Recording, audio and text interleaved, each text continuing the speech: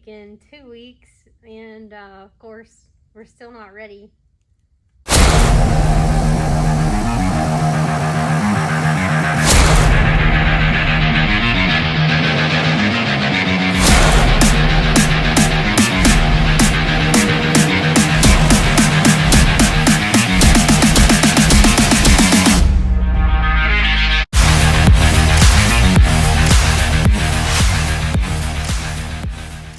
We put the car back together and went and drove it around here.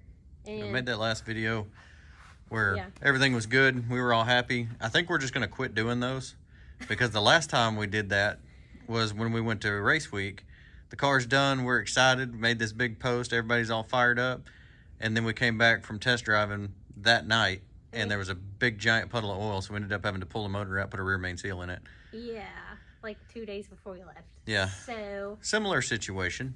we went and drove the car around, and we were having some problems where it felt like it was hunting, like it didn't know what gear it needed to go into.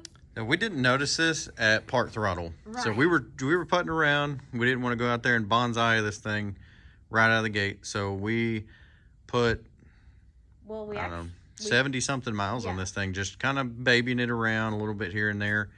And then we decided to start making some licks on this thing. And it did not like it. And it was, It felt like it was surging, yeah. and it just, It was almost like it couldn't decide if it wanted to go to second or third gear. yeah. And then I don't know. It was just, it was very erratic. It didn't make sense what it was doing. So, We tried all the stuff we thought was wrong. yeah, we went through the fuel system. We put a different ignition box in it. We put a grid in this thing to control the 6AL. We actually bypassed the grid, went straight to the 6AL. We put a different 6AL in it. We put a cap and rotor on it. We put plugs in it. We went back all through all kinds of grid settings whenever we had that hooked up in there. Nothing in the made car sense. made sense as to why it would do what it was doing. So called Wendell. Yes. He was kind of at a loss too, but said, you know what? Get it out. Let's get it apart. We got to figure out what's wrong with it. I called and talked to HGM. Yeah, Mike at HGM, he's awesome too. So Yeah, we talked to them 2 or 3 times, emailed back and forth with him. The dude called us on Christmas Eve yeah, and was asking, like what was going on? how's it going? And we couldn't find anything in the settings with that. We couldn't find anything wrong with it. Wendell busted the transmission apart. Everything in it looked brand new. Yeah. No issues. Couldn't find nothing. So we were just kind of at a loss. We got with Wendell. He put the transmission on the transmission dyno. So we went We took our controller out of the car with us. He has an HGM controller that they use on the dyno. So we had our controller, our converter, and our transmission.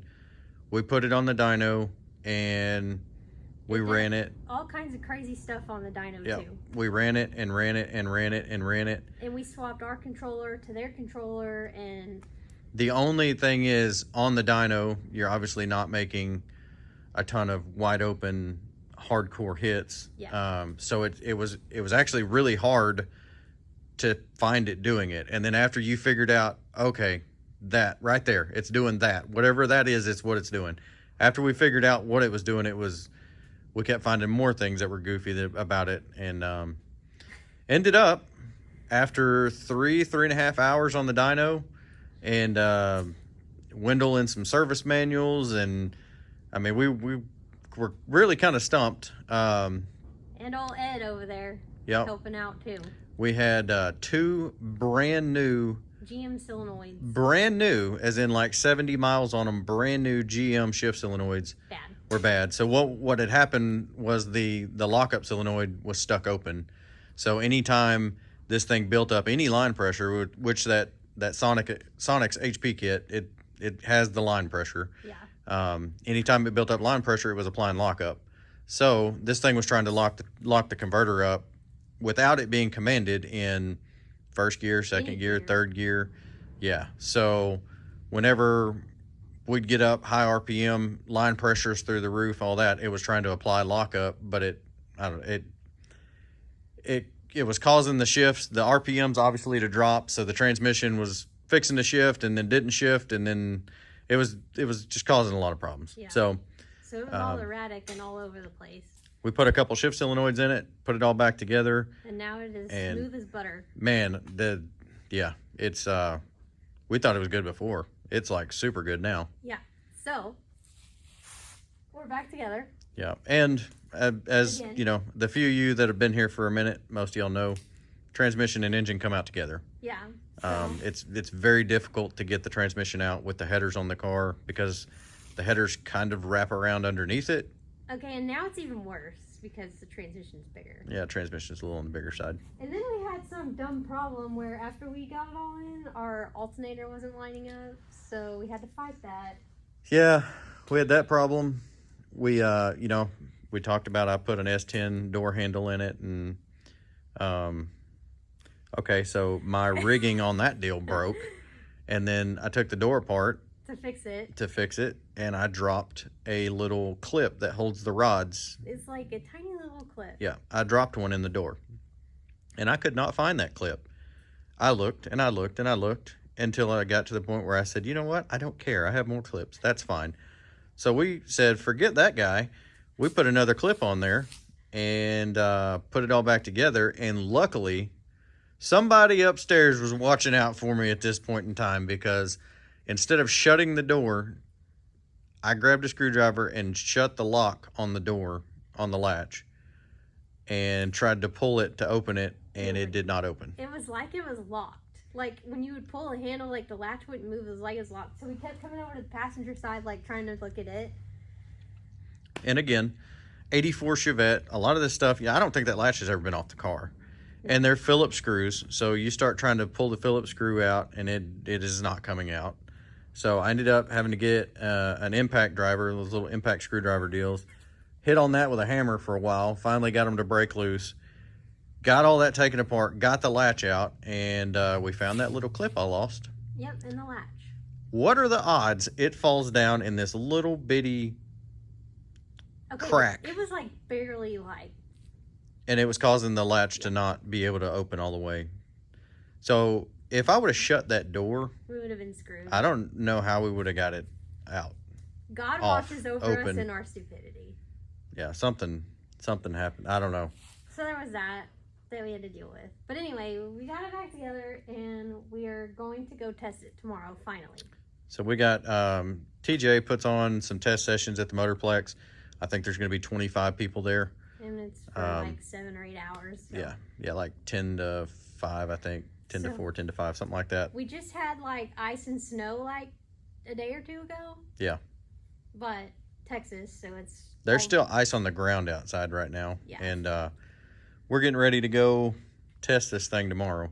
So, still got my toe problem, so that should be fun tomorrow, putting shoes on.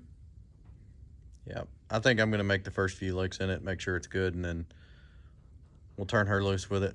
And we're going to play with the grid tomorrow, because we are running the dial your own class. So whatever we turn in on day one is our dial in for the week. So we need to be able to speed it up or slow it down accordingly. Yeah. And nitrous is on the car. We still need to flow the fuel side to make sure the fuel pressure set correctly there. And I probably need to call and talk to Nitrous Express and just discuss what we have this on to make sure that the jetting is going to line up with what a V8 is. I'm not 100% sure because I'm not a nitrous guy, but we're going to try that at some point, just not before 6 weeks. So we're not going to have the nitrous wired up and on the car and running until we get back. Yeah. So if I pull a little bit of timing, ramp it back in on day one, we should have a little bit of room to speed it up, and then I can obviously slow it down a lot more. Yep. That's our plan. As we go. So, stick around, and fingers crossed that everything goes well tomorrow. So, we got to finish putting the wheel bearings back together on the big trailer, and then... That was a whole nother... Yeah, we don't... Project in itself. Whole nother deal. Anyway. We're going to get that done. Yep. We got to get some stuff moved around. It's supposed to be below freezing again tonight, and that car does not have antifreeze in it. So I can't leave it in the trailer overnight. So we're gonna swap spaces with the wounded here. Poor old thing. Yeah, doesn't sound good, especially with it cold. It definitely doesn't sound good. So we're gonna swap places to where in the morning all we gotta do is cruise the Chevette right up in the trailer. Yep. And head out to Ennis. We'll see you there. Morning. We're here, and it's cold. Really cold. I think, what'd you look? Say we're negative 200 something feet. Yeah, almost negative 300 feet right now. It's 43 degrees. So,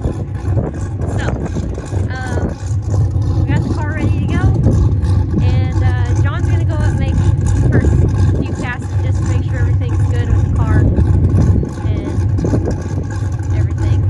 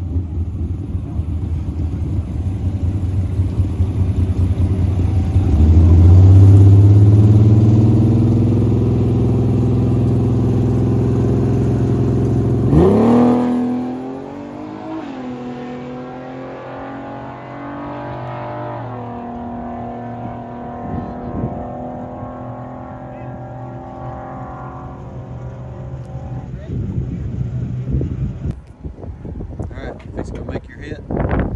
Yep. So, I think you've made, I don't know. 8. Yeah, 8. So we've gotten some good data on this thing that we needed, and this is my first time driving this thing in a year and a half now that it's back together. So I'm gonna go up, make a pass, make sure everything's good, and I got everything down with the new shifter and everything, and just get a feel for the car. So we'll see if I'm one and done or if I'm gonna make more, or what we're gonna do. We're tired and it's cold. Yeah. So we'll see. All right. See you in a minute.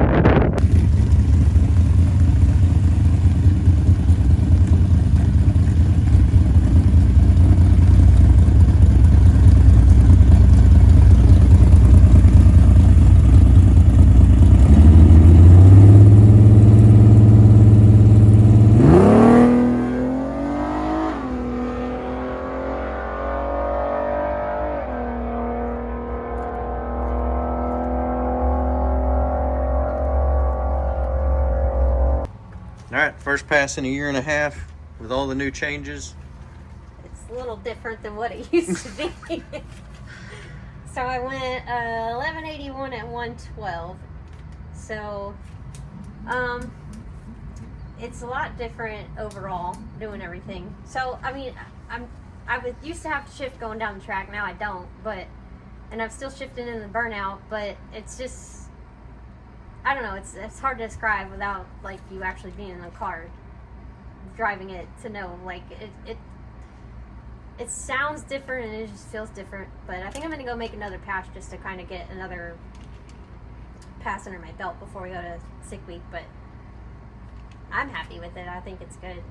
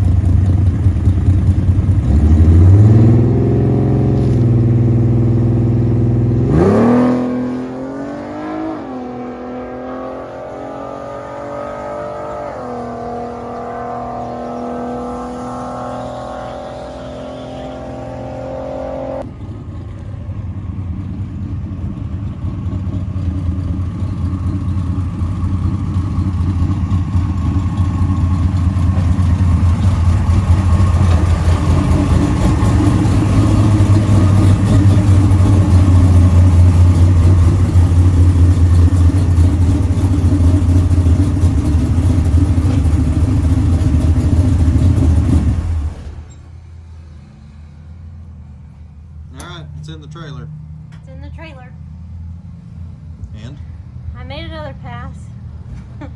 And